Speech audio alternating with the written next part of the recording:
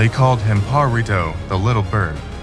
In the streets of Montevideo, Federico Valverde looked too thin, too fragile for the brutal world of football.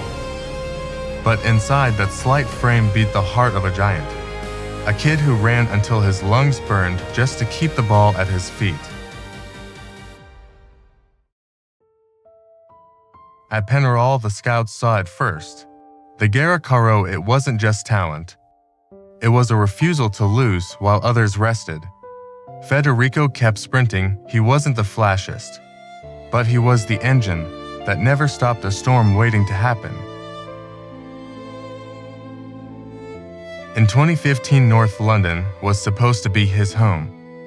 Valverde wore the Arsenal colors, training alongside stars under the watchful eyes of legends. A verbal agreement was reached. The dream was a signature away. But Arsenal hesitated. They saw a boy who was too thin, a price tag too high for a risk. They asked for time to think. And in that silence, a golden opportunity slipped through their fingers.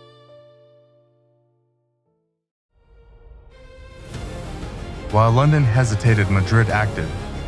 Uni Calafat saw the fire in the little bird's eyes and didn't wait for a second opinion. While other clubs calculated the risk, Real Madrid calculated the glory. Within days, the flight to London was cancelled, and a new destiny was written in white. A €5 million gamble that would change football history forever. The world truly met him during a single moment of defiance. A red card against Atletico Madrid.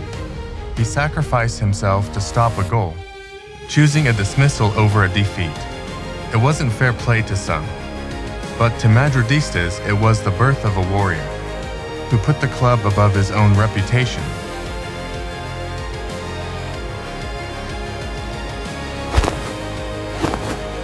He was no longer a bird, he became El Halcón, the hawk under Ancelotti. He evolved a midfielder, a winger. A defender, Valverde became whatever the team needed. His stride covered every blade of grass, turning defense into attack in a heartbeat. The 2022 UCL Final was the ultimate test.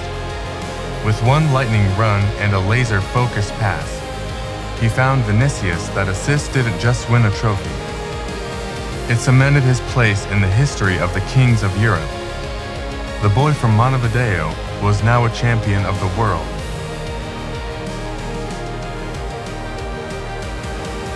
When Toni Kroos walked away, he left his legendary 8-1 man. It wasn't just a jersey, it was a torch. Valverde accepted the weight of the legacy, proving that you don't need to be a magician to lead. You just need to be the hardest worker in the room.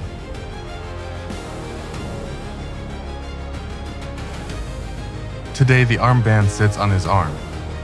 From a scrawny kid who was almost forgotten in London, to the captain of the greatest club on earth. He doesn't lead with words. He leads with every sprint, every tackle, and a heart that beats for Madrid.